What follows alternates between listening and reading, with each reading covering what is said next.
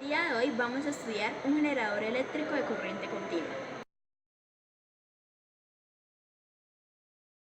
Para la realización de este proyecto se necesita una tapa metálica, una tapa plástica, un tornillo con 2 arandelas, un motor simple con su respectivo pistón, un diodo LED, una tabla de madera que servirá como base, unos soportes metálicos para darle altura, un CD forrado con foamy. Estos materiales son muy fáciles de conseguir e incluso los tenemos en nuestros hogares y algunos de estos son reciclables.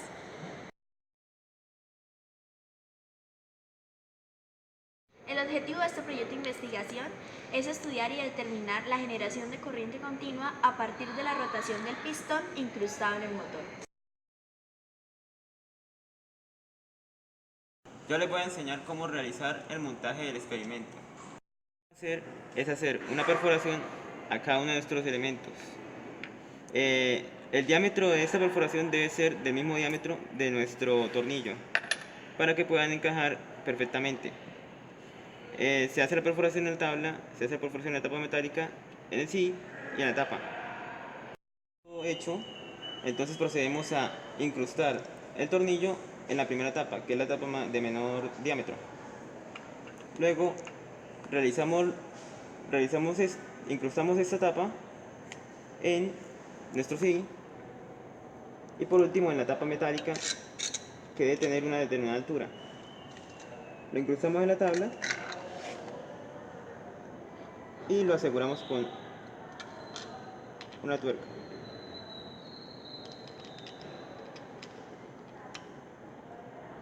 Y ya.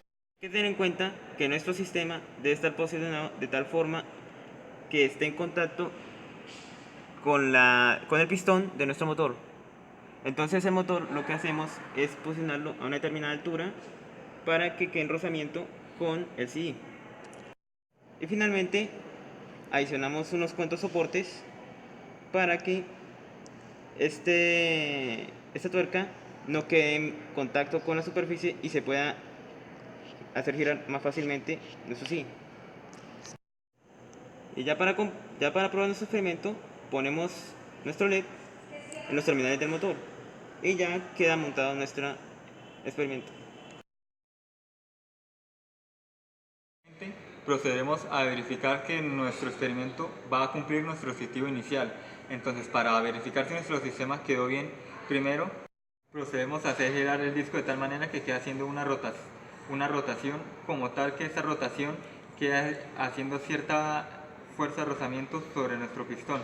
Entonces, nuestro sistema como tal, al empezar a hacerlo girar, hará iluminar el LED. Una vez ya comprobado nuestro objetivo general, procederemos a explicar cómo es que sucede este fenómeno. Brevemente, para explicar nuestro fenómeno, primero se procederá a explicar cómo es que funciona nuestro motor. Entonces, principalmente, nuestro motor, el uso común que se le da a diario es que si yo lo conecto a una fuente de potencial, el motor va a hacer que gire nuestro perno.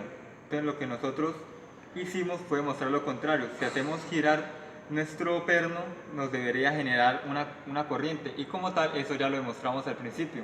Para explicar este fenómeno, tenemos que tener en cuenta los componentes de los cuales está creado nuestro motor.